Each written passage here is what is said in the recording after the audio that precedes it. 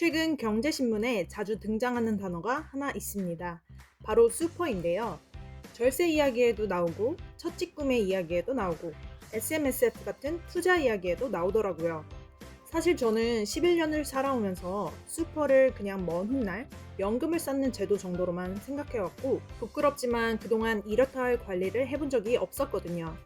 그런데 AFR 스마트 인베스터 섹션에 계속 등장하는 거예요. 그래서 너무 궁금해졌습니다. 도대체 슈퍼가 뭐길래 호주에서는 이렇게 중요하게 다뤄지는 걸까? 저는 그 중에서도 First Home Super Saver 스킴이 제일 먼저 눈에 들어오더라고요. 솔직히 처음에는 좀 헷갈렸습니다. 이 제도가 기본적으로 내가 직접 슈퍼에 돈을 넣어서 집 살 돈을 모으는 구조거든요. 그런데 예를 들어 3년 동안 내가 매년 15,000달러씩 총 45,000달러를 넣었을 때 나중에 실제 인정되는 금액은 85%, 그러니까 38,250달러라는 거예요. 엥? 아니 잠깐, 내가 45,000달러 넣었는데 왜 그것밖에 안 돌려주지? 싶더라고요. 그런데 ATO 자료를 읽어보고 저희 회사 회계사님께도 여쭤보고 직접 계산기도 두드려 보니까 생각이 조금 바뀌었습니다. 심지어 아니 이걸 왜 이제 알았지 싶은 억울한 생각도 조금 들더라고요. 그래서 저처럼 뒤늦게 알게 되는 분들이 없었으면 하는 마음으로 준비해봤습니다. 이 영상에서는 First Home Super Saver 스킴이 무엇인지, 왜 처음에는 손해처럼 보이는지, 그런데도 많은 사람들이 추천하고 활용하는 이유는 무엇인지 최대한 쉽고 직관적으로 설명해 보겠습니다. 이름 그대로입니다. 첫 집을 살 계획이 있는 사람이 슈퍼를 활용해서 집 계약금을 모을 수 있도록 돕는 제도입니다. 2026년 6월 기준 연간 최대 15,000달러, 평생 최대 5만 달러까지 인정됩니다. 부부라면 각자 5만 달러, 총 10만 달러까지 활용 가능하고요. 여기서 한 가지 분명히 짚고 넘어갈 부분이 있는데요. 퍼스트 홈 슈퍼의 핵심은 높은 펀드 투자 수익률이 아니라 바로 절세입니다. 사실 퍼스트 홈 슈퍼를 A부터 Z까지 다 따지면 꽤 복잡할 수 있습니다. 사람마다 소득도 다르고 상황도 다르니까요. 그래서 우리는 핵심 구조만 살펴보겠습니다. 그럼 의외로 단순하거든요. 먼저 올 회계연도에 내가 슈퍼에 돈을 넣습니다. 그리고 다음 회계연도 텍스 리턴 때 세금 공제 혜택을 받습니다. 그렇게 돈을 모아두었다가 나중에 실제로 내가 집을 살 때 그 돈을 꺼내서 디파짓으로 사용하는 구조입니다. 한마디로 정리하면 기여, 절세, 인출 구조입니다. 생각보다 단순하죠? 그럼 사람들이 First Home Super를 사용하는 이유는 뭘까요? 저는 크게 세 가지라고 생각합니다. 바로 절세, 텍스 리턴, 그리고 강제 저축 효과입니다. 사실 회계적으로 보면 전부 연결된 이야기인데요. 그런데 우리는 숫자나 원리보다 실제로 내 통장에 어떤 변화가 생기는지 그 체감이 더 중요하잖아요. 그래서 오늘은 저 같은 일반 직장인 입장에서 어떤 혜택으로 느껴지는지 그 관점에서 설명드려 보겠습니다. 첫 번째, 절세.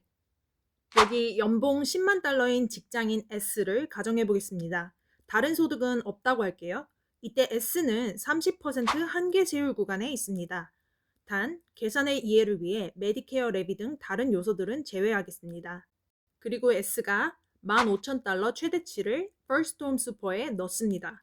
그럼 이때 슈퍼 내에서 15%의 세금이 부과되는데요. 어차피 세금 내잖아 싶으시겠지만 세율이 달라졌다는 점을 주목해 주세요. 쉽게 말하면 결과적으로 30% 한계 세율 구간에 있던 소득의 일부가 슈퍼 안에서는 15% 세율이 적용되는 구조가 됩니다. 보다시피 세율이 절반 가까이 낮아지는 것이죠. 단순하게 계산하면 약 2,250달러 정도의 절세 효과가 발생합니다. 한마디로 내가 아무런 기여를 하지 않았다면 정부의 세금으로 납부됐을 돈의 일부가 미래의 내 집 계약금으로 전환되는 구조인 거죠. 두 번째, 텍스 리턴. 개인적으로 이 부분이 우리가 가장 기분 좋은 부분일 것 같아요. 퍼스트 홈 슈퍼에 기여한 뒤 정해진 일정 절차를 거쳐 텍스 디덕션을 신청하면 과세 소득을 줄일 수 있습니다. 여러분, 위에 S의 과세 소득은 원래 10만 달러였죠? 그리고 보통 이 10만 달러를 기준으로 페이지 세금이 이미 원천 징수된 상태잖아요. 그런데 텍스 리턴을 하면서 퍼스트홈 슈퍼 기업은 15,000달러를 공제 신청하면 과세 소득이 85,000달러로 낮아지게 됩니다. 결과적으로 원래보다 세금을 적게 내야 하는 상황이 되기 때문에 그 차이만큼 환급을 받을 수 있는 것이죠. 텍스 리턴 해보신 분들은 아시죠?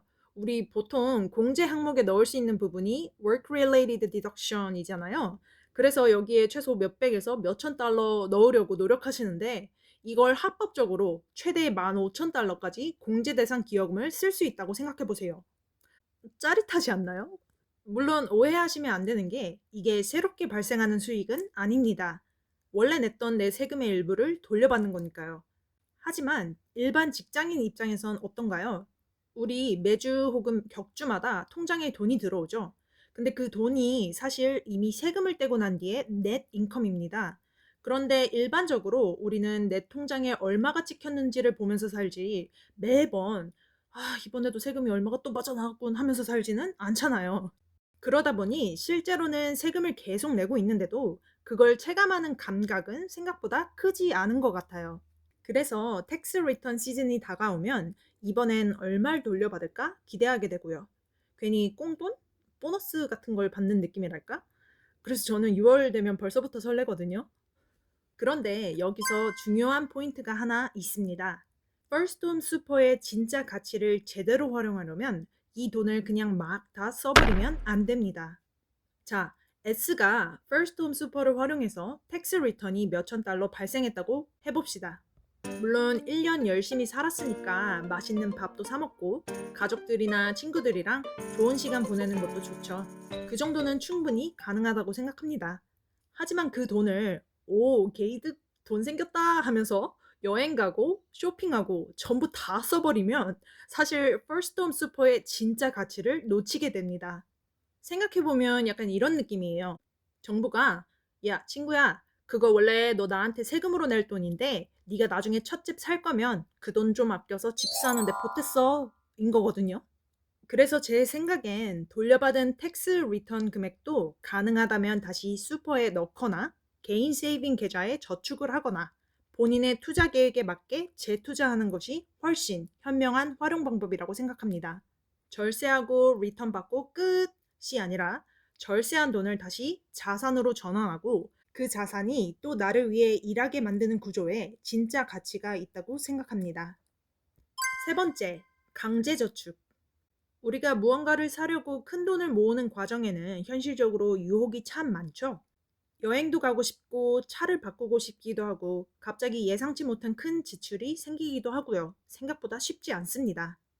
그런데 퍼스트 홈 슈퍼는 실제로 내가 집을 살 때까지 그 돈을 내 마음대로 꺼내 쓰기가 어렵습니다.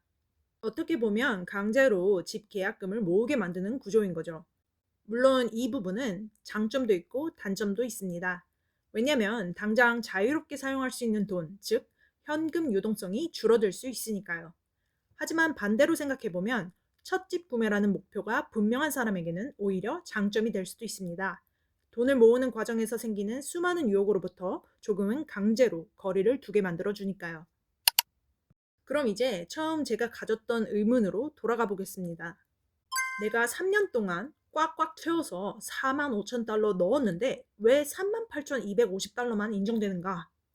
이유는 간단합니다. 앞에서 말씀드렸듯이 Concessional Contribution은 슈퍼 안으로 들어갈 때 15%의 세금이 적용됩니다. 따라서 45,000달러의 85%, 즉 38,250달러가 되는 것이죠. 그런데 여기에 ATO가 계산한 earnings가 추가됩니다. 즉 실제로는 인정금액 38,250달러 플러스 ATO earnings를 함께 인출하게 됩니다.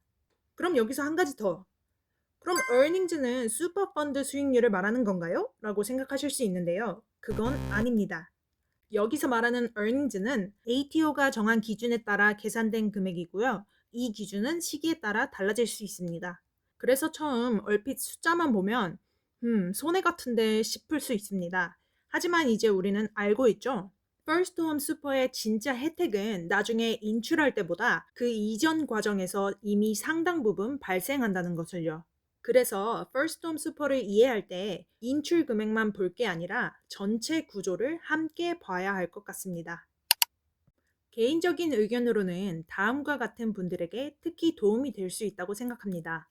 첫 집 구매 목적이 분명한 사람, 향후 2년에서 5년 내 집을 살 계획이 있는 사람, 안정적인 직장 소득이 있는 사람, 그리고 현재 집 계약금을 모으고 있는 사람. 반대로 집 살 계획이 전혀 없거나 호주에서 장기적으로 거주할 계획이 없는 경우에는 본인 상황에 정말 맞는지 반드시 먼저 검토해 보시는 것이 좋겠습니다. 애초에 첫 집 구매를 전제로 설계된 제도이기 때문에 목적이 맞지 않으면 오히려 제약처럼 느껴질 수 있기 때문이에요. 여기까지 들으셨다면 이제 아시겠지만 First Home Super는 투자 상품이 아니라 첫집 구매자를 위한 절세형 저축 전략에 가깝습니다. 마지막으로 몇 가지 중요한 주의사항만 짚고 마무리하겠습니다. 첫 번째, 한도 캡이 있습니다. First Home Super는 무제한으로 활용할 수 있는 제도가 아닙니다. 현재 2026년 6월 기준으로 연간 최대 15,000달러, 평생 최대 5만 달러까지 인정됩니다. 또한 별도로 전체 슈퍼 컨트리뷰션 캡도 있기 때문에 본인의 상황에 맞게 확인하고 진행하시는 것이 좋습니다. 두 번째, 이 부분이 가장 중요한데요. 자동으로 혜택이 적용되는 것이 아닙니다.